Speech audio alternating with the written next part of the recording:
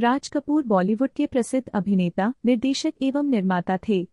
उन्होंने प्रेम कहानियों को मादक अंदाज देकर बड़े पर्दे पर हिंदी फिल्मों का जो नया रास्ता बनाया था, उनके बनाए रास्ते पर कई फिल्मकार ने अपना सफर शुरू किया था। अपने समय के सबसे बड़े शोमैन कहे जाने वाले राज कपूर ने एक अलग ही रास्ता बनाया था। राज कपूर की अधिकतर फिल्मों की कहानियां उनके जीवन से ही जुड़ी होती थीं। अपनी फिल्मों में उन्होंने अधिकतर मुख्य नायक का किरदार निभाया था। राज कपूर का जन्म 14 दिसंबर 1924 में पेशावर, पाकिस्तान में हुआ था। बॉलीवुड में राज कपूर हिंदी फिल्म अभिनेता के साथ निर्माता व निर्देशक भी बने थे। राज कपूर भारत के साथ साथ तत्कालीन सोवियत संघ और चीन में भी लोकप्रिय हुए थे। राज कपूर को अभिनय विरासत में मिला था। उनके पिता श्री पृथ्वीराज कपूर अपने दिनों के सफल और मशहूर रंगकर्मी के साथ फिल्म अभिनेता हुआ करते थे। उनके पिता पृथ्वीराज कपूर ने पृथ्वी थिएटर के माध्यम से देश का दौरा किया था। अपने पिता के साथ राज कपूर भी रंगमंच पर काम किया करते थे। हिंदी सिनेमा जगत में राज कपूर ऐसा नाम है जो पिछले 8 दशकों से फिल्मी दुनिया के आकाश में सूरज की तरह जगमगा रहा है। उनकी आंखों का भोलापन उनकी फिल्मों की खास पहचान बना था। राज कपूर ने अपनी स्कूली शिक्षा कोलकाता में प्राप्त की। हालांकि पढ़ाई में कभी भी उनका मन नहीं लगा, जिसके चलते 10वीं कक्षा की पढ़ाई राज कपूर ने बीच में ही छोड़ दी थी। राज कपूर काफी मनमौजी विद्यार्थी का जीवन बिताते थे। 1929 में पृथ्वीराज कपूर के साथ राज कपूर भी मुंबई आ गए थे। पृथ्वीराज कपूर अपने सिद्धांतों के पक्के व्यक्तियों में से एक थे। पिता ने एक बार उनसे साफ कह दिया था, नीचे से शुरुआत करोगे तो बहुत ऊपर तक जाओगे। फिर क्या था, राज कपूर को पिता की यह सिख काम आ गई। राज कपूर पिता के द्वारा दिए गए उपदेश के अनुसार ही चल रहे थे। महज 17 वर्ष की उम्र में राज कपूर रंजीत मूवी टोन में साधारण काम करने लगे। उन्होंने कभी भी पिता की सफलता का गलत फायदा नहीं उठाया। वह भारी वजन उठाने से लेकर पोछा लगाने के काम में भी किसी तरह की शर्म नहीं करते थे। राज कपूर की काम के प्रति लगन और मेहनत देखकर पंडित केदार शर्मा उनसे काफी प्रभावित हुए।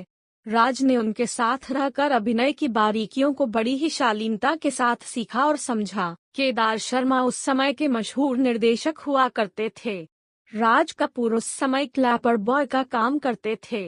एक दिन फिल्म के शॉट के दौरान राज कपूर ने क्लैप को इतनी जोर से टकराया कि फिल्म का सीन निभा रहे अभिनेता की नकली दाढ़ी क्लैप में फंसकर बाहर आ गई थी। जिस बात से नाराज होकर केदार शर्मा ने गुस्से में आकर सबके सामने राज कपूर को जोरदार थप्पड़ मार दिया। लेकिन राज कपूर ने अपनी गलती स्वीकारी और उनका आदर किया। इस घटना के बाद राज कपूर और भी मेहनत से काम करने लगे और अपने जीवन में आगे बढ़ने लगे। केदार शर्मा को जब लगा कि राज कपूर अब सभी बातों में परंपरागत हो गए हैं, तो उन्होंने 1947 में अपनी फिल्म नीलकमल में मधुबाला के साथ राज कपूर को मुख्य नायक के रूप में दुनिया के सामने प्रस्तुत किया। 1930 के दशक में राज कपूर बॉम्बे टॉकीज में क्लैपर बॉय के काम के साथ पृथ्वी थिएटर में अभिनेता के रूप में काम कर चुके थे। यह दोनों ही कंपनियां पृथ्वीराज कपूर की ही थीं। राज कपूर बाल कलाकार के रूप में फिल्म इनकलाब 1935, हमारी बात 1943, गौरी 1943 में अभिनय कर चुके थे। फिल्म वाल्मीकि 1946 में, नारद और अमर प्रेम 1948 में राज कपूर ने कृष्ण की भूमिका बखूबी निभाई थी। अभिनय करने के बावजूद उनके मन में तो स्वयं निर्माता निर्देशक बनने की और फिल्म का निर्माण करने की आग सुलग रही थी। राज कपूर का सपना 24 साल की उम्र में पूरा हुआ जब उन्होंने फिल्म आग 1948 में पहली बार पर्दे पर प्रमुख भूमिका निभाने के साथ फिल्म का निर्माण और निर्देशन किया था। फिल्म बनाने का सपना तो पूरा हो गया, लेकिन उनके सपनों की भूख और बढ़ती गई। अब उनका एक और सपना था, वह अपना खुद का स्टूडियो बनाना चाहते थे, जिसके लिए उन्होंने चेंबूर में 4 एकड़ जमीन पर 1950 में आरके स्टूडियो की स्थापना की।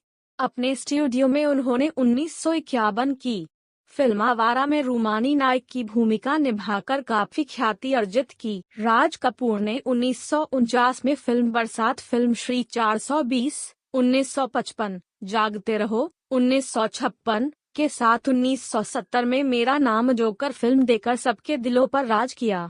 राज कपूर का हर अंदाज लोगों को काफी पसंद आया। राज कपूर की फिल्मों के गीत काफी लोकप्रिय हुए, जिन्हें आज भी हम लोगों को गुनगुनाते सुन सकते हैं।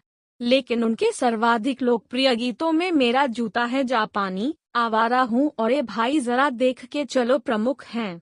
बचपन से ही राज कपूर को सफेद रंग मनमोहक लगता था। जब भी वह सफेद साड़ी पहने किसी स्त्री को देखते थे तो उनकी तरह आकर्षित हो जाते थे। उनका यह सफेद रंग के प्रति मोह जीवन भर बना रहा। उनकी फिल्मों में अधिकतर अभिनेत्रियां सफेद साड़ी पहने ही अभिनय करती नजर आती। राज कपूर को संगीत की अच्छी खासी समझ थी। जब फिल्म का गीत बनाया जाता था तो राज कपूर को पहले सुनाया जाता था। अपने आर के बैनर तले राज कपूर ने संगीत की कई टीम को तैयार किया था। राज कपूर को हिंदी फिल्मों का शोमैन कहा जाता है।